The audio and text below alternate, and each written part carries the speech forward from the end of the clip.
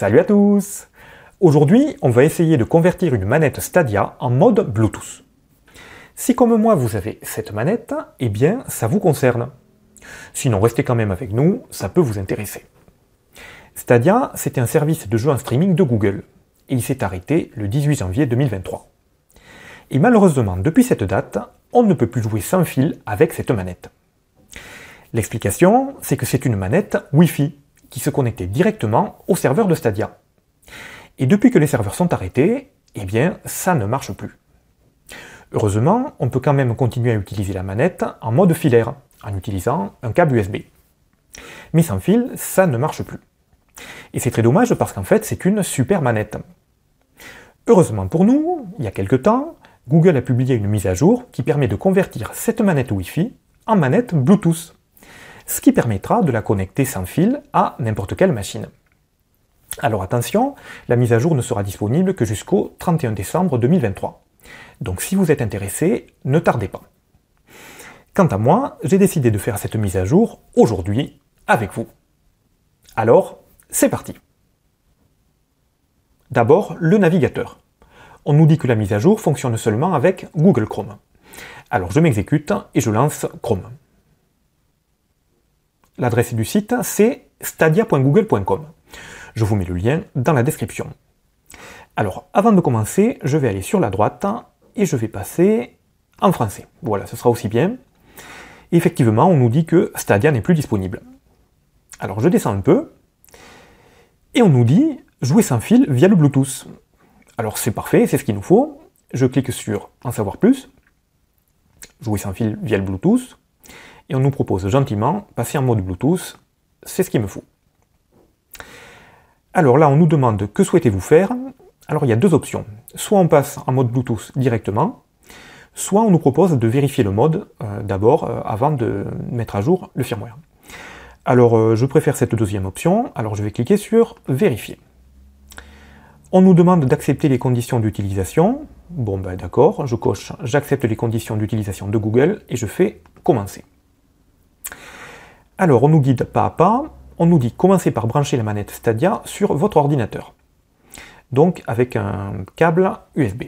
Donc, celui-ci fera très bien l'affaire. Donc, je branche une partie ici, et l'autre à la manette. Ah, on a entendu le petit bruit. Bon, je suppose que ça va. Je clique sur continuer.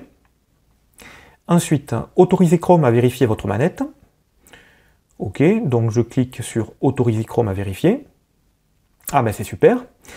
Il y a une pop-up et Chrome m'affiche une liste de périphériques et je vois Stadia Controller révision A. Donc ça, je pense que c'est bon. Je clique sur connexion. Ah ben on voit que ça a fonctionné. Ça nous dit votre manette est en mode Wi-Fi sur Stadia. Bon ben ça, je le savais. Et juste au-dessous, on nous propose de passer en mode Bluetooth. Eh bien, allons-y, puisque c'est pour ça qu'on est là. Alors, je vois qu'il y a trois étapes. D'abord, on nous dit débrancher la manette pour l'éteindre. Ensuite, il va falloir la démarrer en appuyant sur un bouton. Et ensuite, faire une combinaison de boutons. Bon, ben, on va faire ça. Alors, je débranche la manette. Donc elle est éteinte, donc il faut appuyer sur les trois petits points et brancher la manette. Ah, je vois que ça a changé là, ça nous dit nous configurons bootloader. Donc ça c'est bon signe. Clairement, elle va attendre un nouveau firmware. Et ensuite on nous dit qu'il faut appuyer simultanément sur 4 boutons. Alors ça va être un peu sport. Les trois petits points, les bulles A et Y. Bon, on nous dit que bootloader est configuré et prêt à l'emploi, bon ben très bien. On nous dit, qu'est-ce que c'est que ça? Configuration d'un appareil, SP Blanc RT Family, bon ben ça doit être bon je suppose. Voilà, on nous dit que l'appareil est prêt à l'emploi. Et ici je vois qu'on nous dit, n'attendez aucune réaction de la manette pour confirmer le déverrouillage. Passez à l'étape suivante. Bon ben on va essayer. Étape suivante. Télécharger la mise à jour du mode Bluetooth, donc autoriser Chrome à télécharger, je clique. La pop-up s'affiche à nouveau. On nous dit Stadia tente de se connecter à un appareil HID. Donc je vois qu'il a changé de nom. Donc je sélectionne SP Blanc RT Family, connexion. Encore configuration d'un appareil. Nous configurons USB Composite Device. Bon ben ok. On nous dit téléchargement terminé. Vous avez presque fini.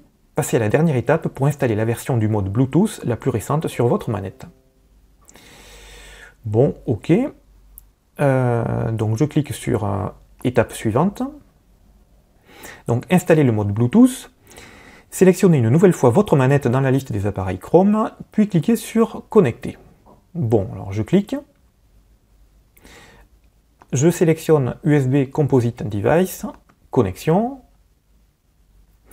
Et ça m'a l'air bon, puisque là, je vois une barre de progression. Ne débranchez pas votre manette, ok, elle est branchée. Bon, a priori, ça se passe bien. Il n'y a plus qu'à attendre. Bon, c'est pas très long, je vois qu'on en est déjà à la moitié. Et en plus, ça accélère. Ah, la manette a vibré. Et on nous dit, la dernière mise à jour du mode Bluetooth est installée, à vous de jouer. Bon, eh bien, apparemment, c'est fini. Qu'est-ce qu'on nous dit? Découvrir comment associer la manette au Bluetooth. Comment associer la manette au Bluetooth? Appuyez sur les boutons Y plus Stadia pendant 2 secondes, jusqu'à ce que le voyant d'état clignote en orange.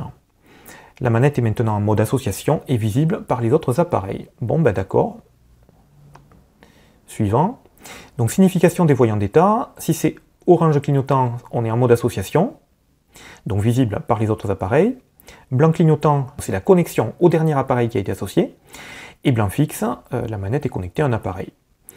Bon, ben ça me paraît clair. Alors, je ferme tout simplement ceci. Et puis, je peux fermer aussi Chrome. Et bien, on va essayer ça tout de suite. Donc, je débranche la manette. Je débranche aussi le câble USB. Donc, on n'en aura plus besoin. Alors, j'appuie. Alors, d'habitude, pour la démarrer, il fallait laisser appuyer une seconde sur le bouton. Donc, je vois que ça clignote en orange. Très bien. Ensuite, sur l'ordinateur, le Bluetooth était déjà activé. Donc, je clique sur l'icône Bluetooth et je vais faire ajouter un périphérique Bluetooth.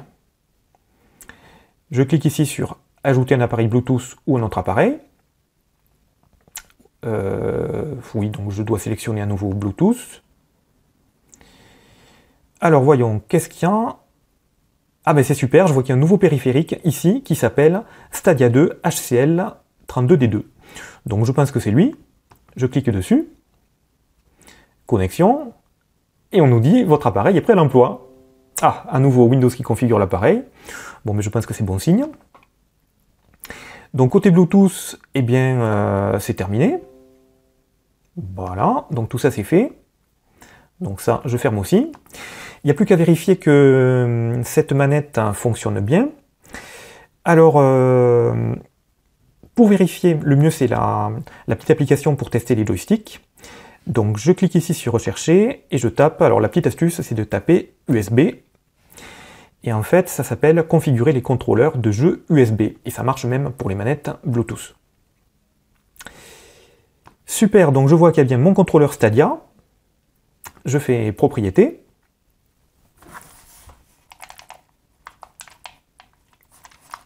Et bien, ça marche déjà. On va essayer un petit peu tout ça. Alors ça marchait déjà en mode filaire avant.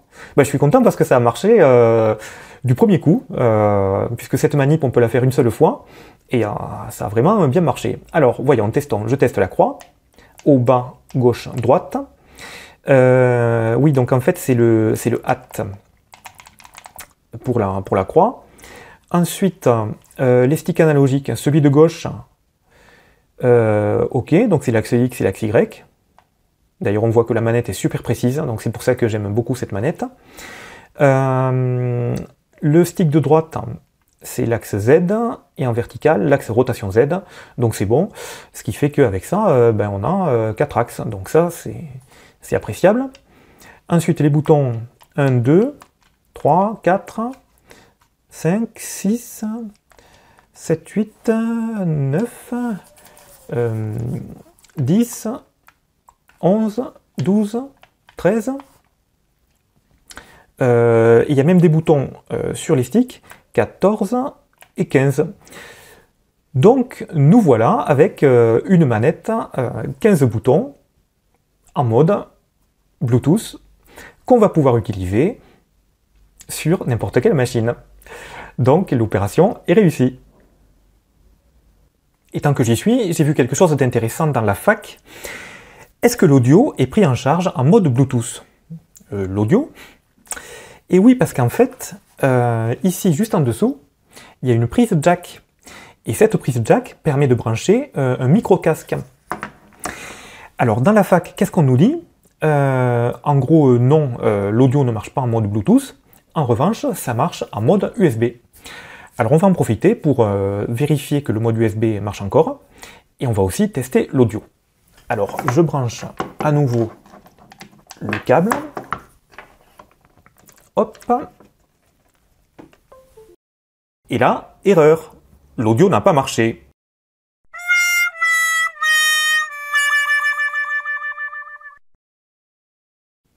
En fait, je pense que je me suis fait avoir parce que j'ai oublié d'éteindre la manette. Et en réalité, je pense que j'étais encore en mode Bluetooth.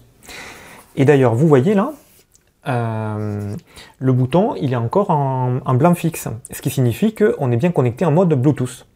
Alors cette fois-ci, je vais refaire la manip. Et pour éviter tout problème, je vais arrêter la manette. Ah, donc il faut appuyer quelques secondes, on dirait. Voilà, elle a vibré, elle s'est arrêtée.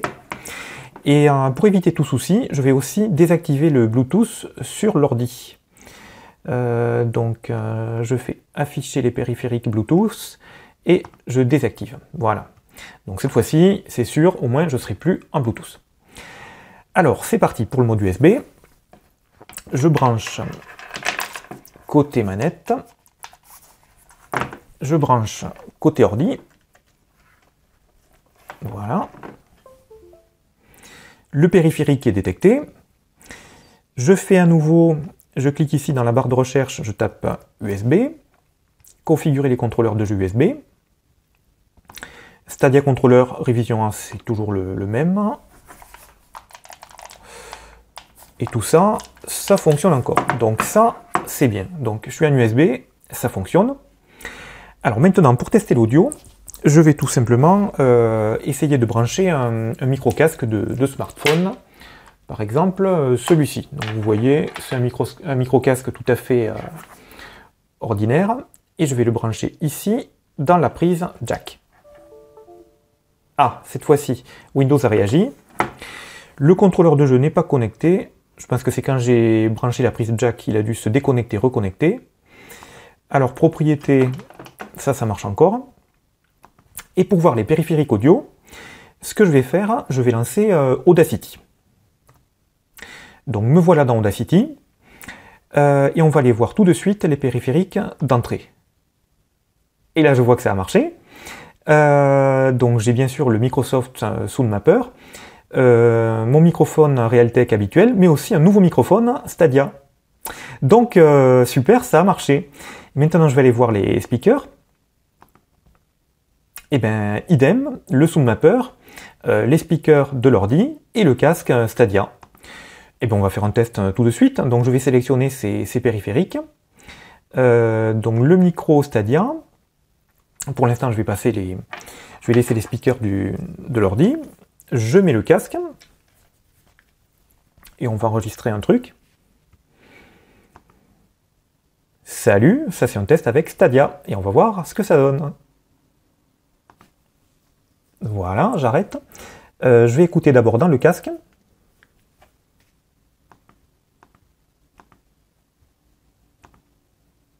Salut, ça c'est un test avec Stadia, et on va voir ce que ça donne. Donc nickel, dans le casque ça marche bien. Je vais essayer sur les speakers. Salut, ça c'est un test avec Stadia, et on va voir ce que ça donne. Et bien nickel, c'est parfait. Donc ce qui fait que tout marche à merveille. non seulement on a le mode Bluetooth, mais en plus on a la manette qui marche aussi en USB, et on a pu vérifier que cette manette était aussi une carte son, donc ça peut toujours servir. Alors le seul bémol, c'est que ce casque ne fonctionne pas en Bluetooth, mais bon, c'est comme ça, on ne peut pas tout avoir. Bon, et bien écoutez, pour l'instant, c'est un succès. Alors, on va s'arrêter là pour les manips. Et si vous voulez, on va peut-être parler de quelques autres trucs, si ça vous intéresse. Tout d'abord, quelques mots sur Stadia. Comme je vous l'ai dit en introduction, Stadia c'était un service de jeu en streaming de Google. Il a ouvert fin 2019 pour finalement fermer début 2023. Les jeux en streaming, c'est aussi ce qu'on appelle le cloud gaming. Le principe, c'est que les jeux tournent sur des serveurs distants. Ce sont des serveurs costauds qui sont bien adaptés pour le jeu, avec des processeurs et des cartes graphiques très puissants. Ces serveurs génèrent un flux vidéo qui est envoyé en direct aux joueurs, exactement comme un live sur YouTube ou Twitch. L'intérêt de cette technique, c'est que le joueur n'a pas besoin d'une machine puissante. Par exemple, un PC basique ou un smartphone font tout à fait l'affaire.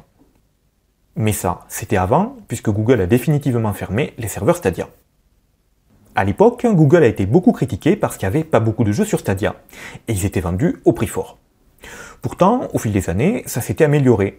Il y avait même des jeux gratuits et même des démos de jeux. Ici, grâce à la Wayback Machine, vous pouvez voir la page d'accueil de Stadia telle qu'elle était en novembre 2022, juste avant l'annonce de la fermeture du service. Malheureusement, à l'époque, je n'avais pas fait de capture de jeu. Mais bon, c'est pas grave, puisque de toute façon, c'est fini. Vous vous demandez peut-être comment je suis arrivé sur Stadia. Eh bien, durant l'été 2021, j'ai acheté un nouveau smartphone chez OnePlus. Et en bonus, j'ai eu droit à un mystérieux cadeau qui s'appelait Stadia Première Édition. En fait, c'était un pack qui contenait la manette Stadia et un Chromecast Ultra. À cette époque, ce pack se vendait pour 80 € environ. Donc c'était quand même un beau cadeau. Donc je me suis connecté à Stadia avec mon compte Google et j'ai pu bénéficier de l'offre Stadia Pro pendant un mois. Ce qui m'a permis de tester plein de jeux. Ensuite, je ne me suis pas abonné, mais j'ai quand même pu conserver l'accès aux jeux gratuits. Techniquement, c'était quand même bien foutu, parce que ça marchait très bien. Par exemple, j'ai joué un peu à Destiny 2, un FPS, et je n'ai rencontré aucun problème de lag, alors que c'est généralement le problème avec les jeux en streaming. Sur PC, on jouait directement dans Google Chrome, en plein écran, et on pouvait aussi jouer sur un téléphone Android avec une appli dédiée. Et comme les jeux tournaient sur le serveur distant, ça demandait très peu de puissance sur la machine locale. Mais bon, ça, c'était avant, puisque désormais, quand on va sur le site de Stadia, on nous dit gentiment que c'est fermé. Mais heureusement, les utilisateurs ont conservé la manette et le Chromecast Ultra. Et comme Google a été sympa, on peut maintenant utiliser cette manette en mode Bluetooth pour jouer sans fil sur n'importe quelle machine, ce qu'on vient de faire. Et je vous l'ai dit, c'est une très bonne manette, car elle est très précise. Elle a une croix directionnelle, 2 sticks analogiques et 15 boutons. Ça va. Et en plus, elle a une carte son intégrée avec une prise micro-casque, en mode USB seulement.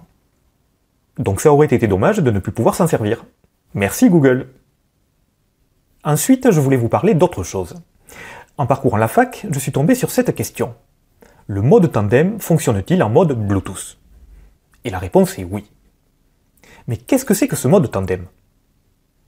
Eh bien, c'est expliqué un peu plus haut.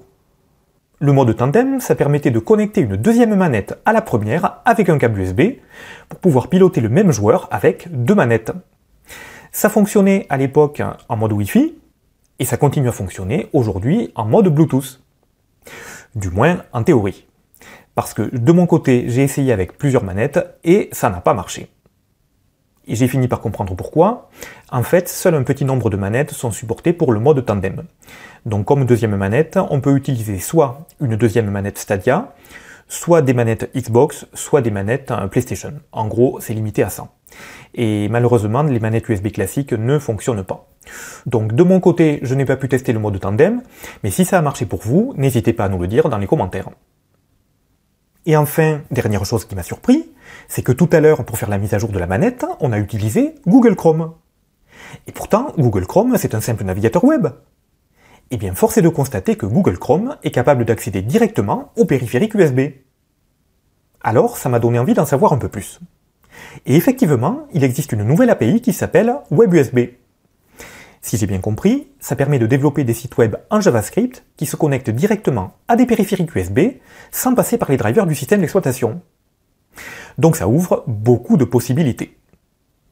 Alors je vous laisse réfléchir à ce qu'on pourrait faire avec tout ça. Quant à moi, je me retrouve avec une super manette Bluetooth que j'ai eue gratuitement. Bien sûr, on peut l'utiliser avec Windows, par exemple pour jouer avec les émulateurs, mais aussi sous Linux, et même sur Android. Alors il faut savoir que tous les jeux Android ne supportent pas la manette, mais il en existe. Vous pouvez demander à votre moteur de recherche favori. Alors pour ma part, je vais en profiter pour faire une petite partie de Streets of Rage. Alors à très bientôt!